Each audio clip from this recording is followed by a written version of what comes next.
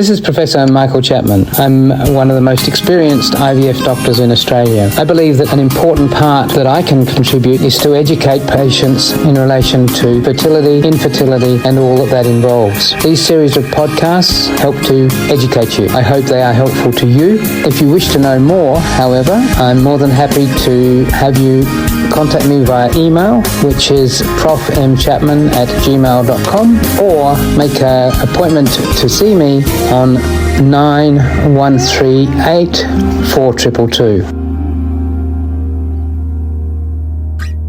One of the things that I was asked today in the clinic, patients said, why is IVF so expensive? And the answer is manpower, technology, and the drugs, and it's a combination of things.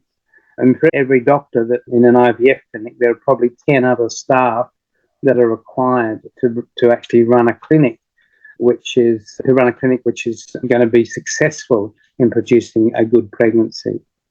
And those staff are highly trained individuals. They're not just simple nurses, they're fertility trained nurses. And the best ones have been around for some time, and so therefore they're going to be on the top pay scales. Scientists, people who've got a science degree and go into embryology, are probably amongst the best paid science graduates, in part because they are highly skilled, and in part because there's a paucity of them in the marketplace. In our new clinic at Life Fertility Clinic in Sydney, we employ 5 scientists, 5 nurses for the 5 doctors that we have, and 5 or more administrative staff. So you can see that the base costs are high.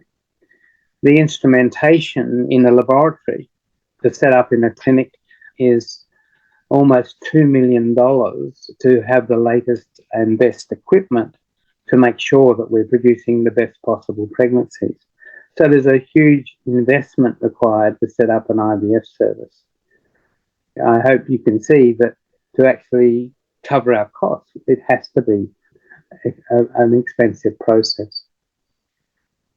The other final part of that jigsaw, and I suppose it's a bit of my crusade in setting up a new clinic, is that most of the clinics in Australia are actually now in the hands of corporate financial institutions who want to make a profit, and that adds another cost on top of the basic costs.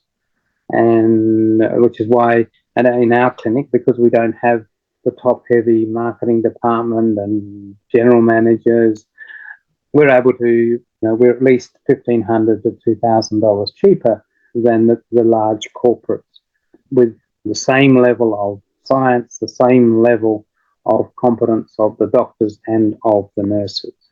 So it's still expensive, although, we've got to remember that we're very lucky in Australia that we as specialists have fought the government over the last 25 years to ensure that the Medicare rebates continue to come to allow patients to be highly subsidised. We're the most subsidised, or second most subsidised service in the world.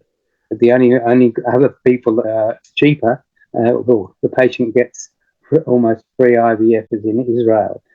But in the rest of the world, either they have to pay for their drugs, which are very expensive. In Japan, although the cycles are free. In the United States, it's massively expensive to go through an IVF cycle. So we're very lucky in Australia that nearly 50% for the premium services is refunded through the Medicare system. And we fought very hard at times to stop the government from eroding that subsidy to patients. And don't forget that you can access all the previous episodes by going to our website www.theivfjourney.com and select IVF Journey podcast from the navigation menu.